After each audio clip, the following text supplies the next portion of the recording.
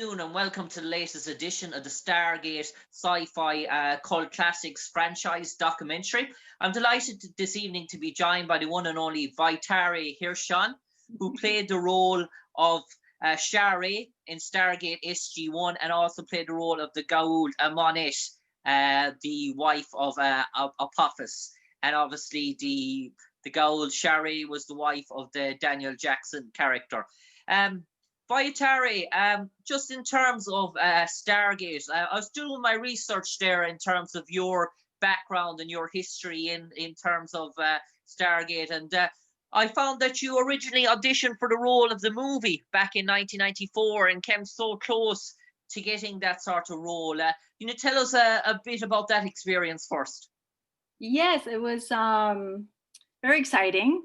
I was a young actress and auditioning for the director. I got a call back and I met the director, Emmerich, and I was so excited. It was such a great role.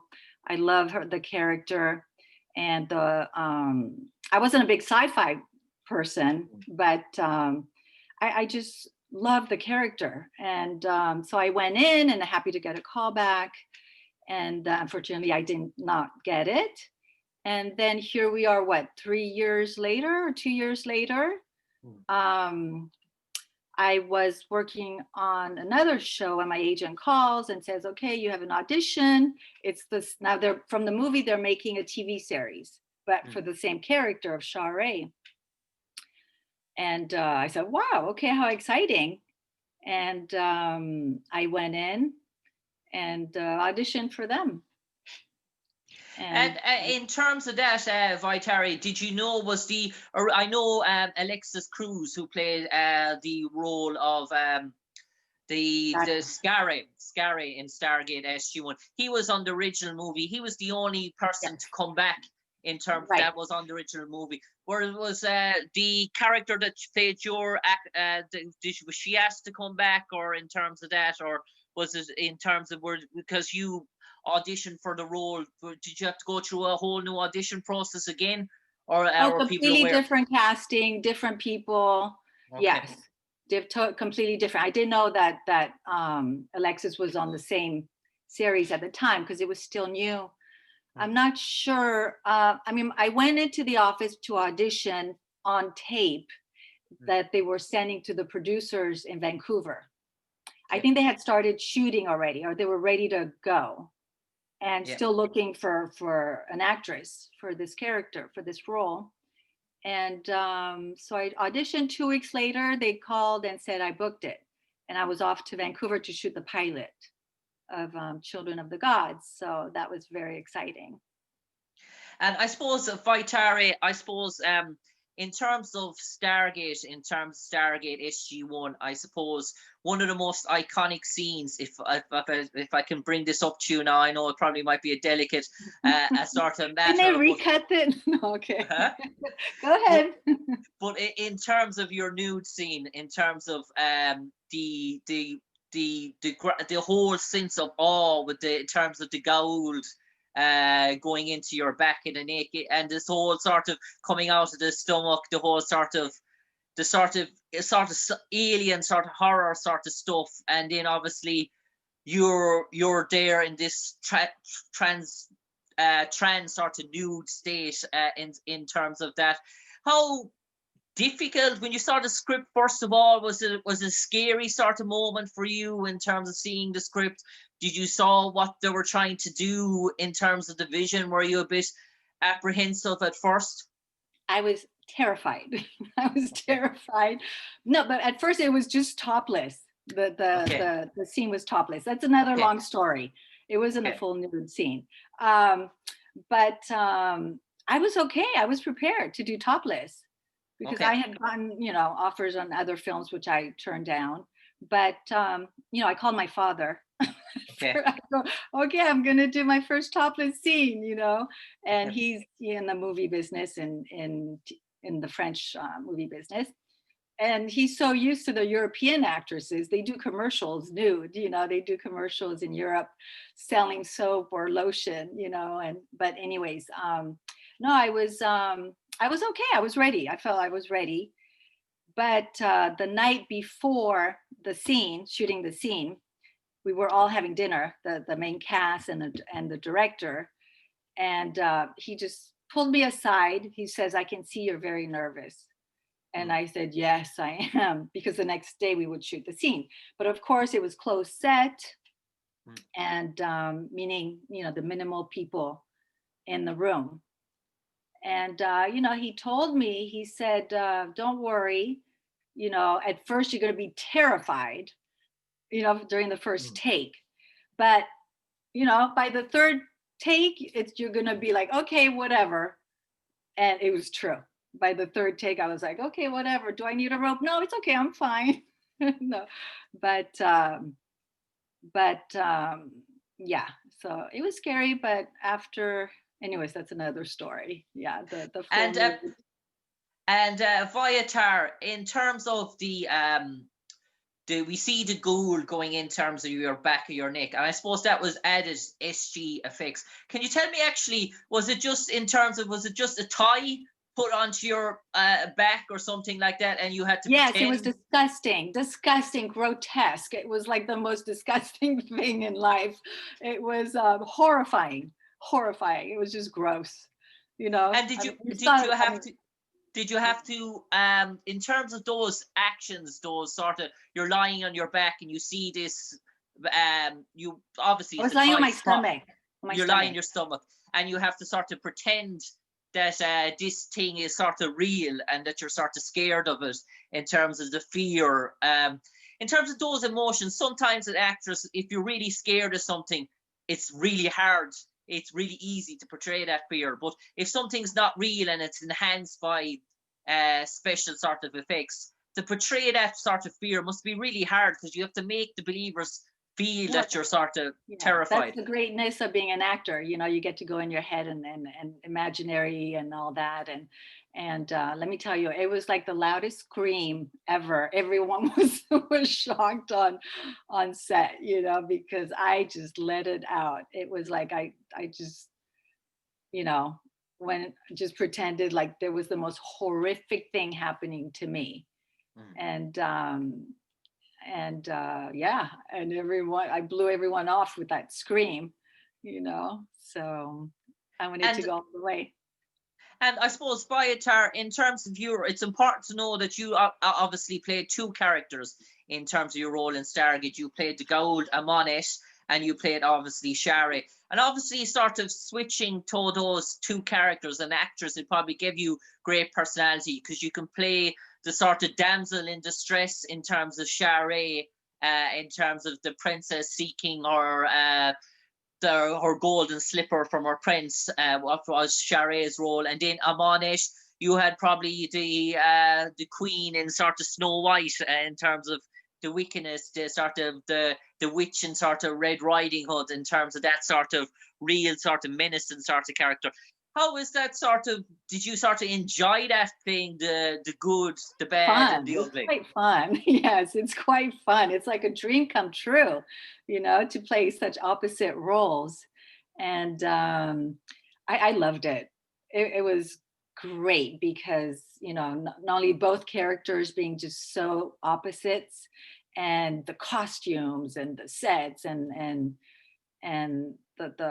the whole experience was really, really amazing for me. It was a gift. Yeah. And I really enjoyed it. And I suppose, Vaitiare, one thing that struck me speaking to actor, I speak to Cliff Simon, who played Ball. I've already spoken to Cliff, and he told me that in terms of his voice, that was all, he just talked normally, and the special effects sound team sort of changed that sort of afterwards. In terms of Amaunet, was that, so when you heard it back the first time, what she sounded like, in terms of you speaking those sorts of lines, were you taken back a bit by it? Yes, totally. I said, oh my goodness, what is this? You know, with the deep voice and the eyes, and but it was all great fun. It was all great fun, you know, great entertainment. People loved it, and it was great. It was really fun. Yeah, I was taken aback completely. And I suppose, Vaitiare, in terms of being in a recurring role that you had in Stargate. I suppose they were very much a sort of a family. They were together for a long, long time. The sort of main cast of assembling characters. And do you get that sort of sense when you came on every time that you're coming into a sort of a polished, sort of slick sort of show, that everything just ran like the button or smooth in terms of no real sort of hiccups? Was a very really professional run by Richard Dean Anderson and Don Davis and that Michael Shanks, etc. It was a great cast and crew. I mean, everyone was wonderful. I got, being from the beginning, I was only in the first 3 seasons and as my recurring role. And of course, the pilot season, we were all so excited, all excited that the quality of the show, the script, the storyline, we didn't know where it was going to go. No one, you never have any idea how it's going to do, but all you can do is just enjoy the moment, work with everyone and do the best you can, as it was like a family, like a great friendship. We were developing, everyone was new, we were getting to know each other, and we go out to dinner, we go out to breakfast, we get to know each other.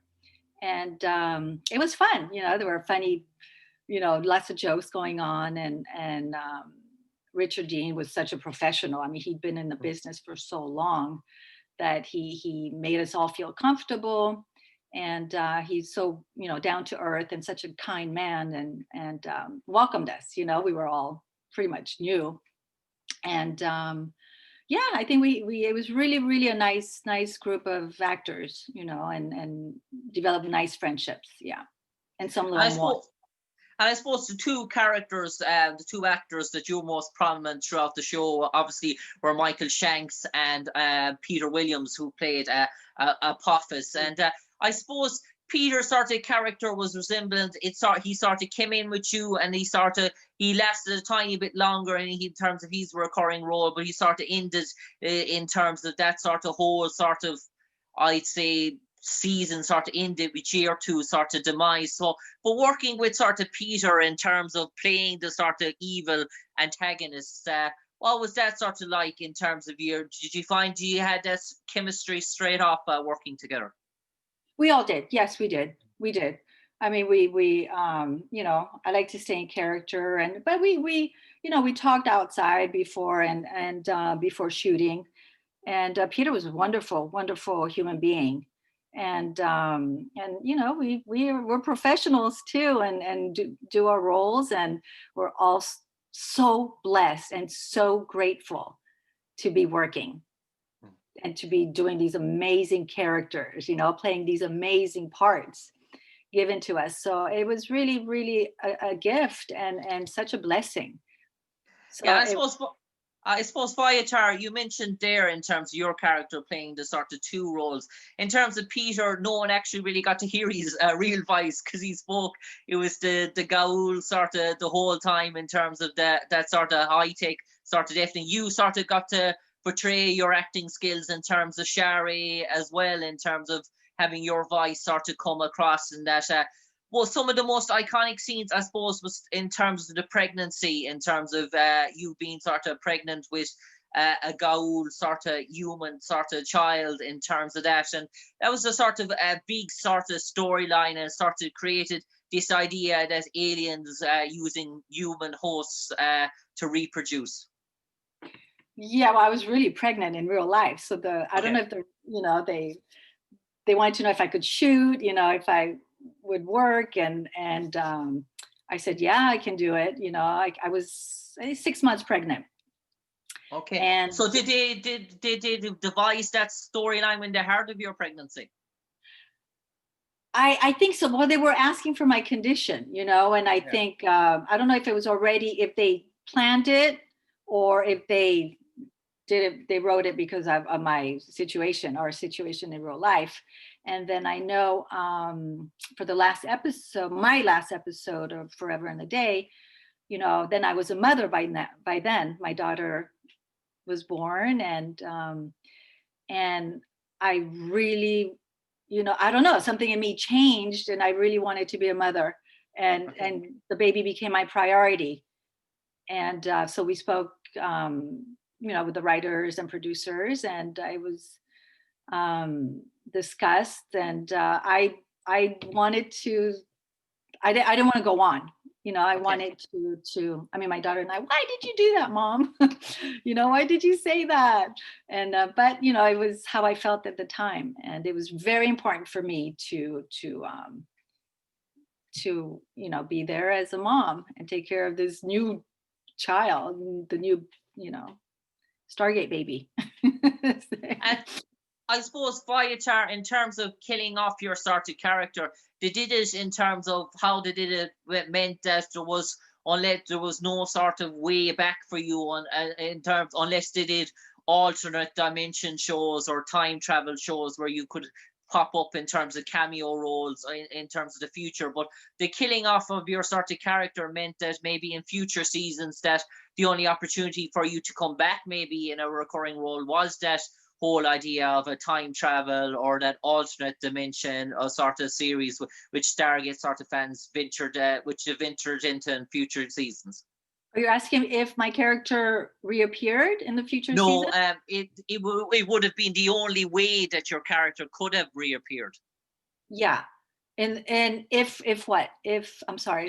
If they introduced the storyline in terms of an alternate world or an alternate dimension or a time travel sort of show, that was the only angle they could ever bring you back, I suppose, in terms of a cameo role. I suppose, but we never did, I suppose, but I was so busy with, I was living back in Los Angeles and raising, my daughter and Michael and my daughter. And yeah, I just went another direction. Yeah, I was going, but I had such a great experience. It was an amazing role for me, and I feel so blessed. And probably the best role of my life, that I really enjoyed playing. Yeah. And I suppose, Vaitiare, in terms of being involved in Stargate SG1, I know the movie was a success, but probably the TV series outdid the movie in terms of its popularity worldwide. So I suppose in terms of that, it was a sort of, I won't say it was a blessing in disguise because you would have loved to got the role in terms of the movie as well, but sort of fate sort of took its part as well, that in terms of the series probably outshone the movie in many aspects.